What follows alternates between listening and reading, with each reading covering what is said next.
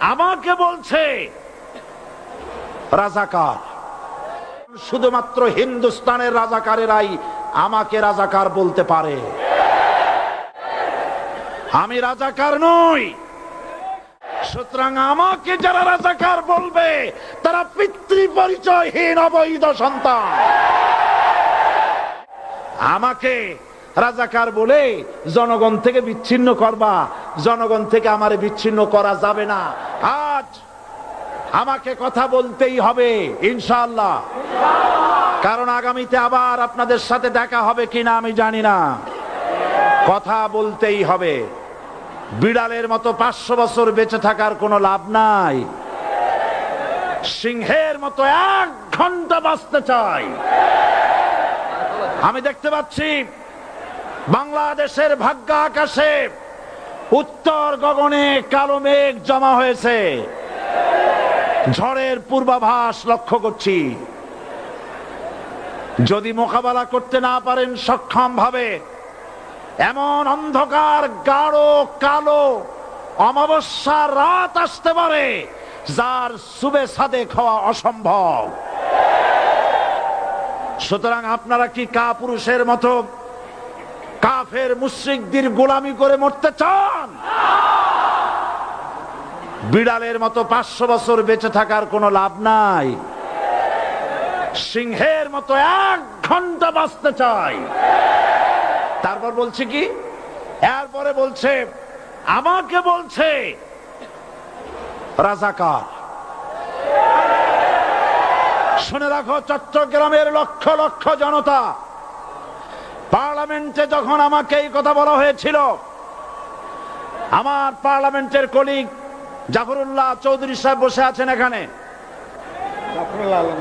হ্যাঁ, জাফরুল ইসলাম চৌধুরী বসে আছেন পাশে।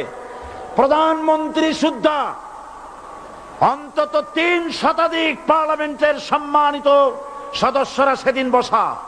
1997 সনের বাজেট বক্তৃতা যখন আমি করতেছিলাম, ডক্টর কুদরতে খোদা, নাম রাখছে কুদরতে খোদা, আসলে গজবে খোদা। এই লোকটি নাস্তিক, ইসলামের চূড়ান্ত দুশমন। তার প্রণীত শিক্ষা ব্যবস্থার যখন সমালোচনা করছিলাম, ট্রেজারি বেঞ্চ থেকে আমাকে বলা হলো রাজাকার। আমি আমার সমস্ত শক্তি একত্রিত করে বলেছিলাম শুধুমাত্র হিন্দুস্তানের রাজাকারেরাই আমাকে রাজাকার বলতে পারে। আমি বলেছিলাম 1973 সন পর্যন্ত আমি বাংলাদেশের কোন রাজনৈতিক দলের নেতা এবং কর্মী ছিলাম না। আমি রাজাকার নই। আমাকে রাজাকার বলে যদি তাকেও প্রমাণ করতে না পারে 10 কোটি টাকার মানহানি মামলা দায়ের করব। আমার এই বক্তব্য সারা দুনিয়া শুনেছে। পার্লামেন্টে আমার এই বক্তব্য রেকর্ড হয়ে আছে। সেদিন 3 শতাধিক পার্লামেন্ট মেম্বারের কেউ আমার চ্যালেঞ্জ গ্রহণ করেন নাই। যে কোনো ব্যক্তি পার্লামেন্টে গিয়ে আমার বক্তৃতা দেখে আসতে পারেন।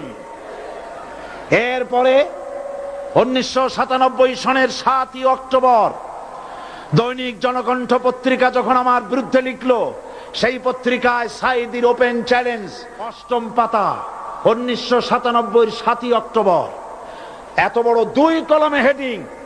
সেখানে আমি বলেছি বাংলাদেশের সকল সাংবাদিক, গোয়েন্দা বিভাগ, বাংলাদেশের সকল বুদ্ধিজীবীকে আমি আমার পিরোজপুরে আমন্ত্রণ করছি। আমার উপস্থিতিতে যদি কেউ প্রমাণ করতে পারে বাংলাদেশের স্বাধীনতা যুদ্ধের বিরুদ্ধে আমার কোনো ভূমিকা ছিল, সজ্ঞানে স্বেচ্ছায় জাতীয় সংসদের সদস্য পদ থেকে পদত্যাগ করব।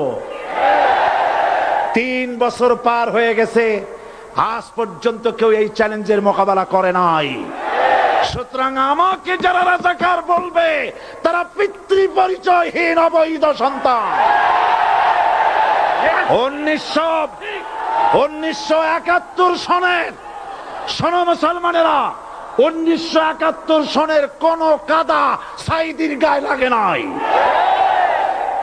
আমাকে রাজাকার বলে জনগণ থেকে বিচ্ছিন্ন করবা, জনগণ থেকে আমারে বিচ্ছিন্ন করা যাবে না। কারণ এই জনগণ আমার জন্য আসে না, এই জনগণ আসে আল্লাহর কোরআনের জন্য।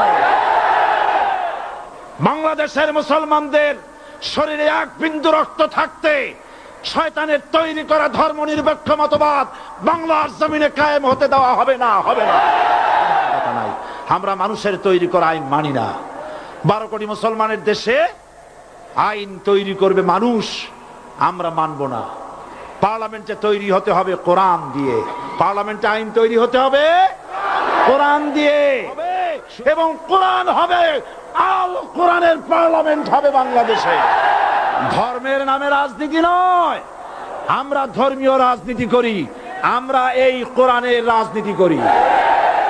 এই কোরআন নিয়ে বাঁচতে চাই, এই কোরআন নিয়ে মরতে চাই। এই কোরআন থেকে আমাদেরকে বিচ্ছিন্ন করতে চায় কাফের বেঈমান মুশরিকেরা।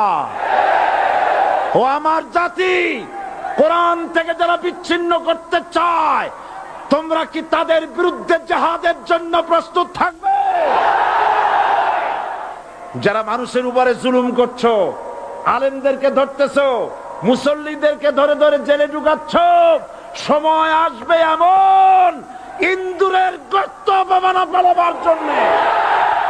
মুসলমান হওয়ার অর্থ হলো শাহাদাতের ঈদগাহে শামিল হয়ে যাওয়া।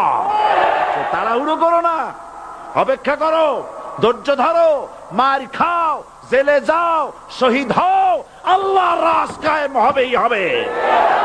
যারা ইসলামী শাসন চান, আল্লাহর দ্বীনকে বিজয়ী দেখতে চান, তাদেরকে অসংখ্য মানুষকে পোড়াইটের মতো জেলখানায় পুড়ে পুড়ে মরতে হবে, অসংখ্য মানুষকে ফাঁসির কাস্টে ঝুলতে হবে, গায়ের রক্ত দিতে হবে, শহীদ হতে হবে, তারপরে ইসলামের ইমারতটা কায়েম হয়ে যাবে।